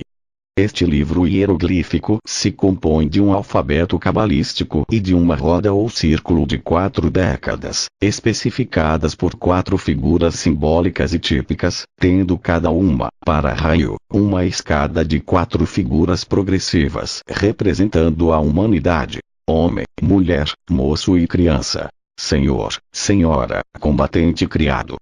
As 22 figuras do alfabeto representam primeiramente os 13 dogmas, depois as 9 crenças autorizadas pela religião hebraica, religião forte e fundada sobre a mais alta razão. Eis a chave religiosa e cabalística dos taros, expressa em versos técnicos à maneira dos antigos legisladores. 1a tudo mostra uma causa inteligente, ativa. 2b o número da prova da unidade viva. 3g nada pode limitar aquele que tudo contém. 4d só, antes de qualquer princípio, está presente em toda parte. 5h como é o único Senhor, é o único adorável. 6w revela aos corações puros seu dogma verdadeiro. 7z mas é preciso um só chefe às obras da fé. 8j é por isso que só temos um altar, uma lei. 9f nunca o Eterno mudará a sua base. 57. 10 e dos céus e dos nossos dias regula cada fase. 11k rico em misericórdia e enérgico no punir. 12 ele promete a seu povo um reino por vir. 13m o túmulo é a passagem para a terra nova. Só a morte acaba, a vida é eterna. Tais são os dogmas puros, imutáveis, sagrados. Completemos, agora, os números reverenciados. 14n o bom anjo é aquele que acalma e tempera. 15s o mal é o espírito de orgulho e cólera. 16 o Deus manda no raio e governa o fogo. 17p Vesper e o seu orvalho obedecem a Deus. 18x coloca sobre nossas torres a lua como sentinela. 19 que o seu sol é a fonte em que tudo se renova. 20r o seu sopro faz germinar o pó dos túmulos. 0 ou 21c onde os mortais sem freio descem em multidão. 21 ou 22t sua coroa cobriu o propiciatório. E sobre os querubins faz pairar sua glória. Com o auxílio desta explicação, puramente dogmática, já se pode entender as figuras do alfabeto cabalístico do tarô. Assim a figura N1, chamada o pelotiqueiro, representa o princípio ativo na unidade de autotelha divina e humana. O N2, chamado vulgarmente a papisa, figura a unidade dogmática dos números, é a cabala ou a gnose personificada. O N3 representa a espiritualidade divina sob o emblema de uma mulher alada, que tem em uma das mãos a águia apocalíptica, e, na outra, o mundo suspenso na ponta do seu cetro. As outras figuras são tão claras e tão facilmente explicáveis como estas primeiras. Voltemos, agora, aos 4 signos, isto é, aos paus, às copas, às espadas e aos círculos ou pentáculos, vulgarmente chamados ouros. Estas figuras são hieróglifos do tetragrama. Assim, o pau é o palos dos egípcios ou iode dos hebreus. A copa é o octes ou e primitivo. A espada é a conjunção de ambos ou o lingon figurado no hebreu anterior ao cativeiro pelo vô, e o círculo ou pentáculo, imagem do mundo, é o e final do nome divino. Agora, tomemos um tarô e reunamos, 4x4, todas as páginas que formam a roda ou rota de Guilherme Postello. Ponhamos juntos os 4 ases, os 4 2, etc., e teremos 10 montes de cartas que dão a explicação hieroglífica do triângulo dos nomes divinos, de acordo com a escada do denário que demos precedentemente. Poderemos, pois, lê-los assim, referindo cada número a sepirote correspondente. Vi 4 letras do nome que contém todos os nomes. 1. Keter. 2. Chokma 3. Benal os 4 ases. A coroa de Deus tem 4 florões. Os 4 2. A sua sabedoria se espalha e forma 4 rios. Os 4 3. 58. Da sua inteligência dá 4 provas. 4. Shezed 5. Gébora 6. Tiperet 7. Netsa 8. Od 9. E Exode 10. Malchut os 4. Da sua misericórdia há 4 benefícios. Os 4 5. O seu rigor 4 vezes pune 4 erros. Os 4 6. Por 4 raios puros a sua beleza se revela. Os 4 7. Celebremos 4 vezes a sua vitória eterna. Os 4 8. 4 vezes trunfa na sua eternidade. Os 4 por 4 fundamentos seu trono é suportado. Seu único reino é 4 vezes o mesmo, e conforme os florões do divino diadema. Vê-se, por este arranjo tão simples, o sentido cabalístico de cada lâmina. Assim, por exemplo, o 5 de paus significa rigorosamente Gebura de Jod, isto é, justiça do Criador ou cólera do homem. O 7 de copas significa vitória da misericórdia ou vitória da mulher. O 8 de espada significa conflito ou equilíbrio eterno. E assim outras. Assim podemos compreender como faziam os antigos pontífices para fazer este oráculo. As lâminas lançadas à sorte davam sempre um sentido cabalístico novo, mais rigorosamente verdadeiro na sua combinação, unicamente a qual era fortuita. E, como a fé dos antigos nada dava ao acaso, eles liam as respostas da providência nos oráculos do tarô, que eram chamados terap ou terapins entre os hebreus, como o pressentiu primeiramente o sábio cabalista Gafarel, um dos magos habituais do cardeal Richelieu. Quanto às figuras, eis o último dístico para explicá-las. Rei, dama, cavaleiro, valete, esposo, moço, criança, toda a humanidade, sobem por estes 4 degraus à unidade. Daremos, no fim do ritual, outros detalhes, e documentos completos sobre o maravilhoso livro do tarô, e demonstraremos que é o livro primitivo, a chave de todas as profecias e de todos os dogmas. Numa palavra, o livro inspirador dos livros inspirados, o que não pressentiram nem Couto de Gebelin, na sua ciência, nem Aliette ou Teila, nas suas singulares intuições. As 10 sepirotes e as 22 lâminas do tarô formam o que os cabalistas chamam os 32 caminhos da ciência absoluta. Quanto às ciências particulares, dividem-nas em 50 capítulos, que chamam as 50 portas. Sabemos que porta significa governo ou autoridade entre os orientais. Os rabinos dividem a Cabala também em Bereshit ou Gênese universal, e Merkava, ou carro de Ezequiel. Depois, das duas maneiras de interpretar os alfabetos cabalísticos, formam 2 ciências, chamadas gematria e atémura, e compõem delas a arte notória, que fundamentalmente nada mais é que a ciência completa dos signos do tarô e a sua aplicação. 59. Complexa e variada adivinhação de todos os segredos, quer da filosofia, quer da natureza, quer do futuro. Falaremos disso no 21º capítulo desta obra. 11 KL. A cadeia mágica Manos, a força, o grande agente mágico, que denominamos luz astral, que outros chamam a alma da Terra, que os antigos químicos designavam sob os nomes de azoto e magnésia. Esta força oculta, única e incontestável, é a chave de todos os impérios, o segredo de todos os poderes. É o dragão volante de Média, a serpente do mistério edênico. É o espelho universal das visões, o laço das simpatias, a fonte dos amores, da profecia e da glória. Saber apoderar-se deste agente é ser depositário do próprio poder de Deus. Toda a magia real, efetiva, todo o verdadeiro poder oculto está aí, e todos os livros da verdadeira ciência só têm o fim de o demonstrar. Para apoderar-se do grande agente mágico, 2 operações são necessárias: concentrar e projetar. Em outros termos, fixar e mover. O autor de todas as coisas deu para base e garantia do movimento a fixidez. O mago deve agir da mesma forma. O entusiasmo é contagioso, dizem. Por quê? É que o entusiasmo não se produz em crenças firmes. A fé produz a fé. Crer é ter uma razão de querer. Querer com razão é querer com uma força, não direi infinita, mas indefinida.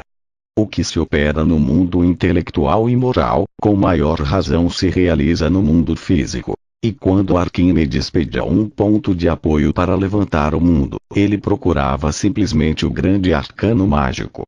Num dos braços do Andrógenos de Henri Conrad lê-se esta palavra, coágula, e no outro, solve. Reunir e espalhar são os 2 verbos da natureza. Mas como reunir, como espalhar a luz astral ou alma do mundo? reúne-se pelo isolamento, e espalha-se por meio da cadeia mágica. O isolamento consiste, para o pensamento, numa independência absoluta; para o coração, numa liberdade completa; para os sentidos, numa continência perfeita. 60. Todo homem que tem preconceitos e temores, todo indivíduo apaixonado e escravo das suas paixões é incapaz de reunir ou coagular, conforme a expressão de Conrad, a luz astral ou a alma da Terra. Todos os verdadeiros adeptos foram independentes até o suplício, sóbrios e castos até a morte. E a razão desta anomalia é que, para dispor de uma força, não deveis ser dominado por esta força de modo que disponha de vós. Mas então, vão exclamar os homens que procuram na magia um meio de contentar os desejos da natureza. Para que serve um poder que não se pode usar para se satisfazer? As pérolas nada são, pois, porque não tem preço alguma para o rebanho de Epicuro. Cúrcio não achava mais bonito mandar nos que tem ouro do que possuí-lo? Não é preciso ser um pouco mais do que um homem ordinário, quando se tem a pretensão de ser quase Deus. Aliás, sinto afligir-vos e desanimar-vos, mas não invento aqui as altas ciências. Eu as ensino e constato as suas rigorosas necessidades, estabelecendo as suas primeiras e mais inexoráveis condições. Pitágoras era um homem livre, sóbrio e casto. Apolônio de Tiana e Júlio César foram homens de uma espantosa austeridade. Paracelso fazia duvidar do seu sexo, tanto era estranho às fraquezas amorosas. Raimundo Lulo levava os rigores da vida até o ascetismo mais exaltado.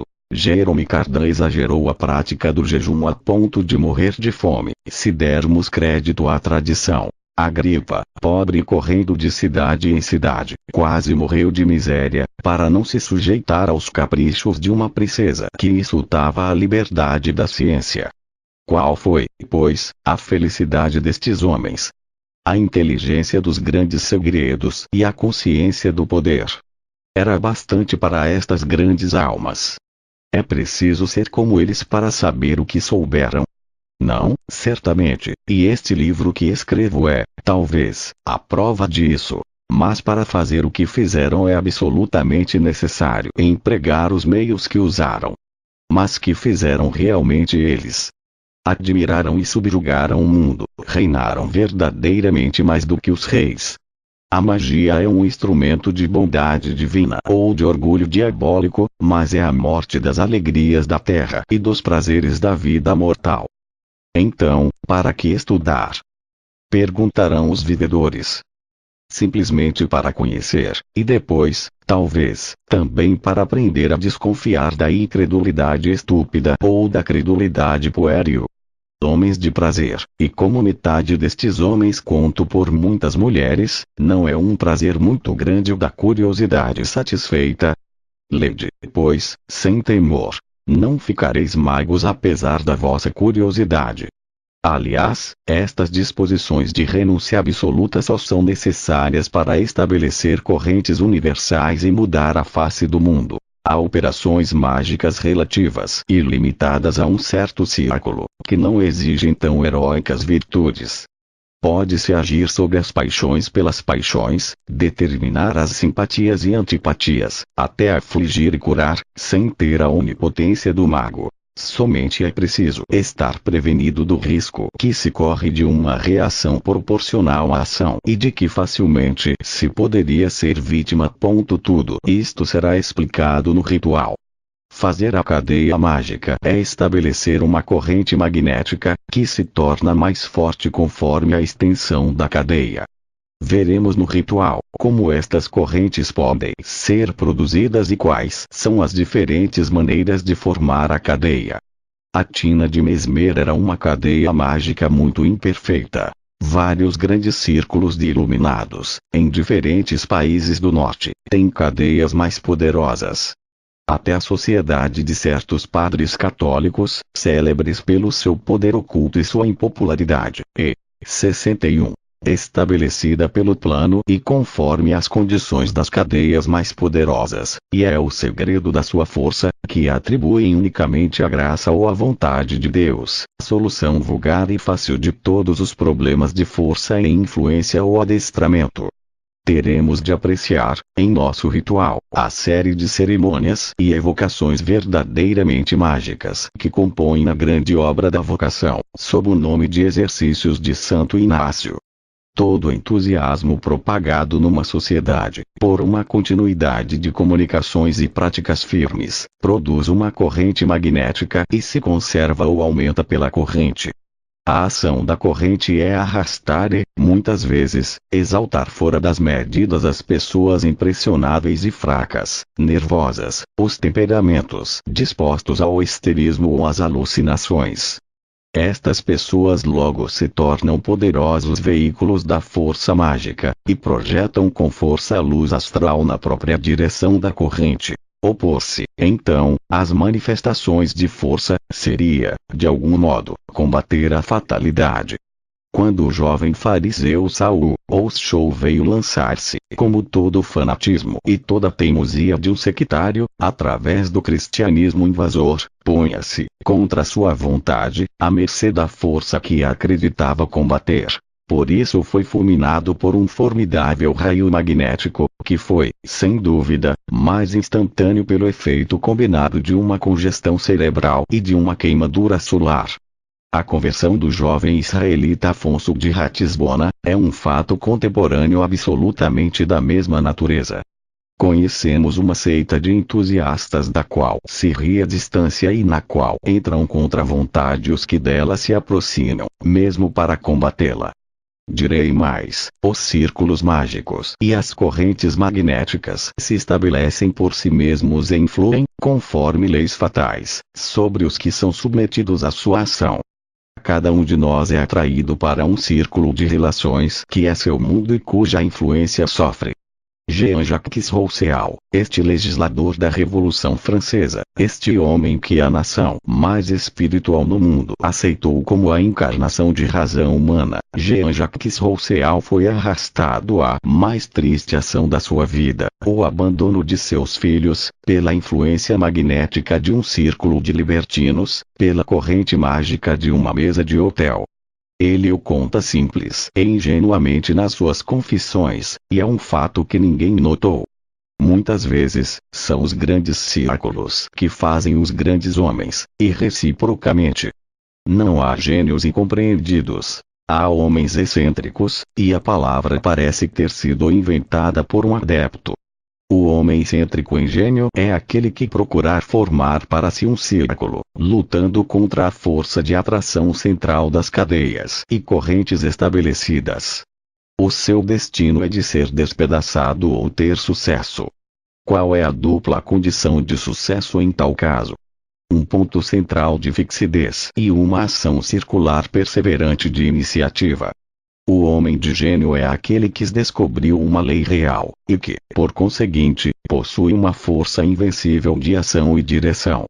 Pode morrer na obra, mas o que ele quis realizar se realiza, apesar da sua morte, muitas vezes, mesmo por causa da sua morte, porque a morte é uma verdadeira assunção para o gênio.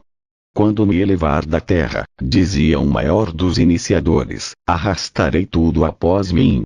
A lei das correntes magnéticas é a do próprio movimento da luz astral. Este movimento é sempre duplo e se multiplica em sentido contrário. Uma grande ação prepara sempre uma reação igual, e o segredo dos grandes sucessos está inteiramente na presciência das reações. É assim que Chateaubriand, inspirado pelo desgosto das saturnais revolucionárias, pressentiu e preparou o imenso sucesso do seu gênio do cristianismo. Opor-se a uma corrente que começa seu círculo é querer ser despedaçado, como foi o grande e infeliz Juliano. Opor-se à corrente que percorreu todo o círculo da sua ação é tomar a chefia da corrente contrária. O grande homem é aquele que chega a tempo e que sabe inovar o propósito. Voltaire, no tempo dos apóstolos, não teria achado eco para a sua palavra, e, talvez, teria sido simplesmente um parasita engenhoso dos festins de Trimalcion. Na época em que vivemos, tudo está pronto para uma nova explosão do entusiasmo evangélico e do desinteresse cristão, precisamente por causa do desengano universal, do positivismo egoísta e do cinismo público dos interesses mais grosseiros. O sucesso de certos livros e as tendências místicas dos espíritos são sintomas inequívocos desta disposição geral. Restauram-se as igrejas e constroem-se novas. Quanto mais acham falta de crenças, mais esperam-nas. O mundo inteiro espera ainda uma vez o Messias, e não tardará a vir. Por exemplo, que haja um homem de posição elevada, pela sua 62 classe ou por sua fortuna, um papa, o rei ou até um judeu milionário judeu, e que este homem sacrifique pública e solenemente todos seus interesses materiais à salvação da humanidade, que se faça redentor dos pobres, propagador e até vítima das doutrinas de devotamento e caridade, e fará, ao redor de si, uma concorrência imensa, e dar-se-á uma transformação completa no mundo. Porém, a alta posição do personagem é, antes de tudo, necessária, porque nos nossos tempos de miséria e charlatanismo, todo verbo proveniente de baixo é suspeito de ambição e velhacaria interessada. Vós, pois, que nada sois e que nada tendes, não espereis ser apóstolos ou messias. Tendes a fé e quereis agir na razão da vossa fé. Chegai primeiramente aos meios de ação, que são a influência da posição e o prestígio da fortuna. Outrora se fazia ouro com a ciência. Hoje é preciso refazer a ciência com o ouro. Fixaram o volátil, é preciso volatilizar o fixo. Em outros termos, materializaram o espírito. É preciso, agora, espiritualizar a matéria. A palavra mais sublime não é ouvida nos nossos dias, se não for produzida sob a garantia de um nome, isto é, de um sucesso que representa um valor material. Quanto vale um manuscrito? O que vale, na livraria, a assinatura do autor? A razão social Alexandre Dumas dizia, por exemplo, representa uma das garantias literárias da nossa época. Mas a casa Dumas só vale pelos seus produtos habituais, os romances. Que Dumas ache uma utopia magnífica ou uma solução admirável do problema religioso, considerado a sua descoberta como caprichos divertidos do romancista, e ninguém o tomará a sério, a pensar da celebridade europeia do panurgo da literatura moderna. Estamos no século das posições conquistadas. Cada qual na razão do que é social e comercialmente falando. A liberdade ilimitada da palavra produziu um tal conflito de discursos, que hoje não se pergunta mais. Que dizem? Mas sim, quem disse isso? Se foi Rothschild, ou a sua santidade Pio IX, ou mesmo Monsenhor do Panlup, é alguma coisa. Se foi Tartempio, muito embora este seja, o que, afinal de contas, é possível, um prodígio ainda ignorado de gênio, ciência e bom senso, nada é. Aqueles, pois, que me disserem, se tens o segredo dos grandes sucessos e da força que pode mudar o mundo, por que não te serves dele? Responderia. Esta ciência me veio muito tarde para mim mesmo, e perdi, para adquiri-la, o tempo e os expedientes que, talvez, me teriam posto em condições de fazer uso dela. Mas ofereço aos que estão em posição de servirem-se dela. Homens ilustres, ricos, grandes do mundo, que não estáis satisfeitos do que tendes, e que sentis, no coração, uma ambição mais nobre e mais vasta, quereis ser os pais do mundo novo, os reis de uma civilização rejuvenescida. Um sábio, pobre e obscuro, achou a alavanca de Arquimedes, e vô-la oferece unicamente pelo bem da humanidade, e sem nada vos pedir em troca. Os fenômenos que ultimamente agitaram a América e a Europa, a propósito das mesas falantes e das manifestações fluídicas, outra coisa não são senão correntes magnéticas que começam a formar-se, e solicitações da natureza que nos convida, para a salvação da humanidade, a reconstituir as grandes cadeias simpáticas e religiosas. Com efeito, a estagnação da luz astral seria a morte do gênero humano, e os entorpecimentos deste agente secreto já se manifestaram por espantosos fantasmas de decomposição e morte. O cólera morbo, por exemplo, as doenças das batatas e uvas não têm outra causa, como viram, obscura e simbolicamente, em sonho, os dois pastorinhos de La Salette. A fé inesperada que a sua narração provocou e a imensa concorrência de peregrinos, determinada por uma narração tão singular e tão vaga como a destas duas crianças sem instrução e quase sem moralidade, são provas da realidade magnética do fato e da tendência fluídica da própria Terra em operar a cura dos seus habitantes.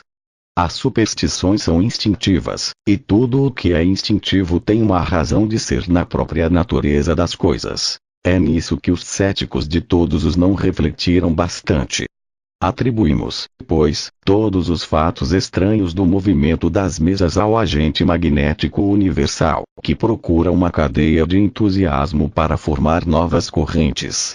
É uma força cega por si mesma, mas que pode ser dirigida pela vontade dos homens e que é influída pelas opiniões correntes. Este 63. Fluido universal, se quiserdes que seja um fluido, sendo o meio comum de todos os organismos nervosos e o veículo de todas as vibrações sensitivas, estabelece, entre as pessoas impressionáveis, uma verdadeira solidariedade física, e transmite, de umas às outras, as impressões da imaginação e do pensamento. O movimento da coisa inerte, determinado pelas ondulações do agente universal, obedece, pois, à impressão dominante, e reproduz, nas suas revelações, ora toda a bizarria e toda a mentira dos sonhos mais incoerentes e mais vagos. Os golpes dados nos móveis, a agitação ruidosa da louça, os instrumentos de música tocando por si mesmos, são ilusões produzidas pelas mesmas causas. Os milagres dos convulsionários de Saint Médard eram da mesma ordem e pareciam, às vezes, interromper as leis da natureza. Exageração, de um lado, produzida pela fascinação, que é o embelezamento especial ocasionado pelas congestões de luz astral, e, de outro, oscilações ou movimentos reais imprimidos à matéria inerte pelo agente universal e sutil do movimento e da vida. Eis tudo o que há no fundo destas coisas tão maravilhosas, como se poderão convencer facilmente, reproduzindo vontade, por meios indicados no ritual, os mais admiráveis destes prestígios, e constatando nisso a ausência, facilmente apreciável, superstição, alucinação ou erro. Muitas vezes me aconteceu, depois de experiências de cadeias magnéticas feitas com pessoas sem boa intenção e sem simpatia, ser acordado em sobressalto, à noite, por impressões e contatos verdadeiramente horríveis. Uma noite, entre outras, senti realmente a pressão de uma mão que me estrangulava. Levantei-me, acendi a luz, e pus-me tranquilamente a trabalhar para utilizar a minha insônia e afastar os fantasmas do sono. Então, os livros se deslocavam perto de mim, com ruído, os papéis se agitavam e batiam uns contra os outros, a lenha estalava como se fosse partir-se, e golpes surdos eram dados no forro do quarto. Eu observava com curiosidade, mas também com tranquilidade, todos estes fenômenos, que não eram menos maravilhosos se só a minha imaginação fosse a sua causa, tanta realidade havia nas suas aparências. Aliás, acabo de dizer que de modo algum estava atemorizado, e que me ocupava de outra coisa muito diversa das ciências ocultas, no momento em que se produziam. Foi pela repetição de semelhantes fatos que fui levado a tentar experiências de evocação, com o auxílio do cerimonial mágico dos antigos, e que obtive os resultados extraordinários que revelarei no 13º capítulo desta obra. 12 LM. A grande obra de City Crux. 64. A grande obra é, antes de tudo, a criação do homem por si mesmo, isto é, a conquista plena e total que faz das suas faculdades e do seu futuro.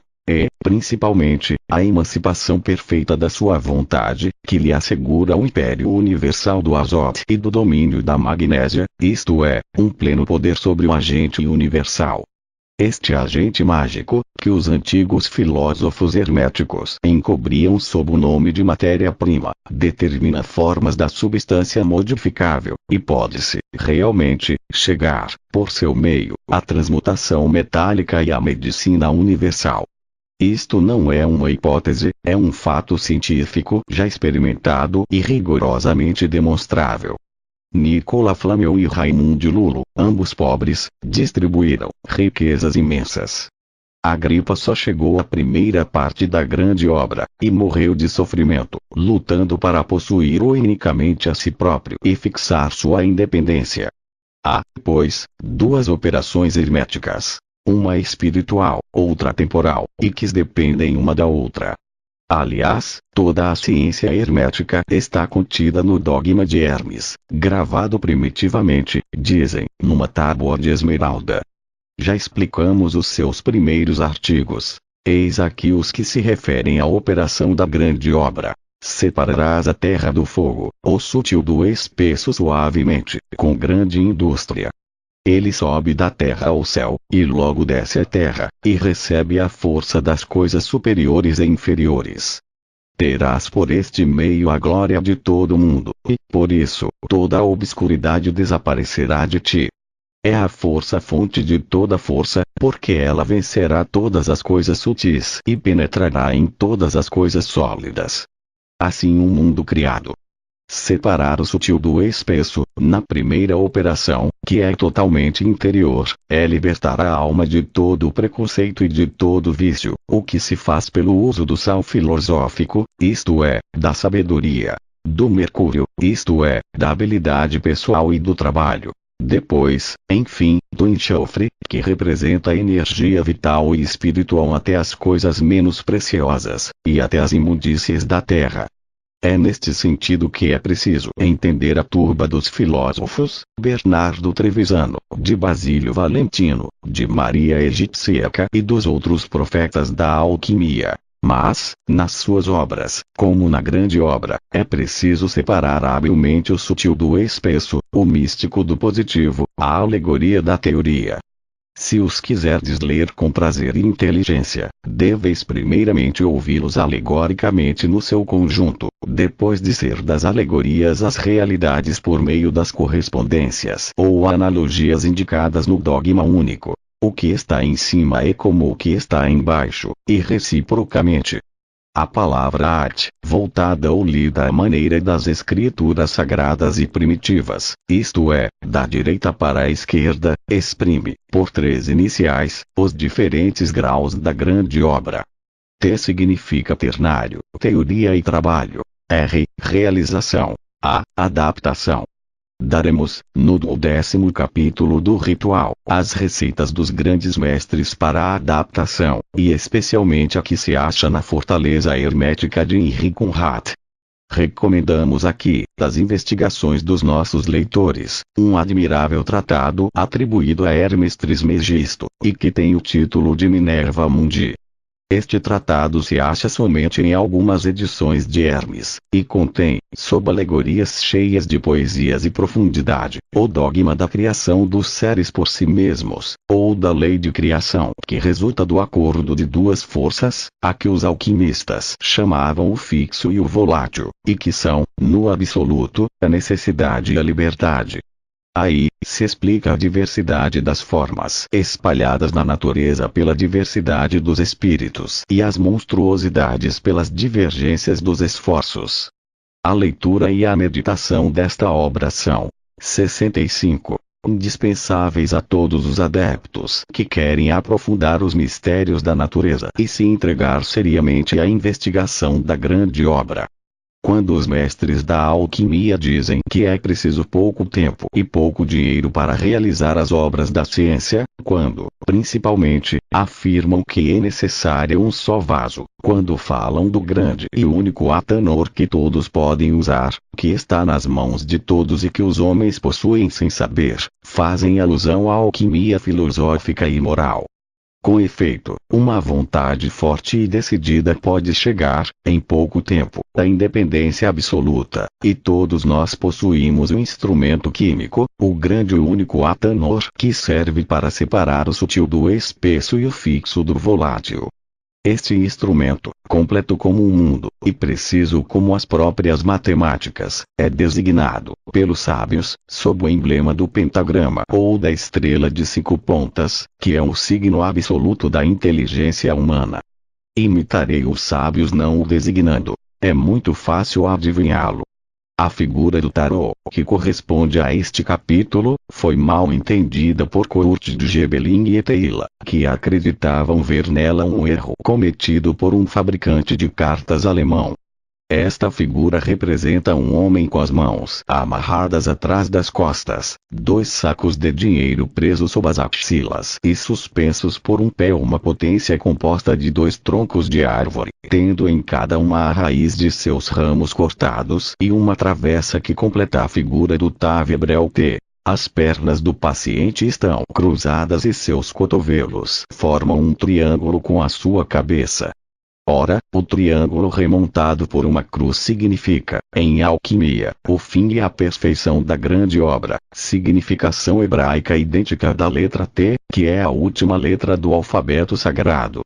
Este supliciado é, pois, o adepto, ligado por seus empenhos, espiritualizado ou com os pés voltados para o céu. É também o antigo Prometeu, sofrendo, numa tortura imortal, a pena de seu glorioso roubo. É vulgarmente Judas traidor, e o seu suplício ameaça os reveladores do grande arcano.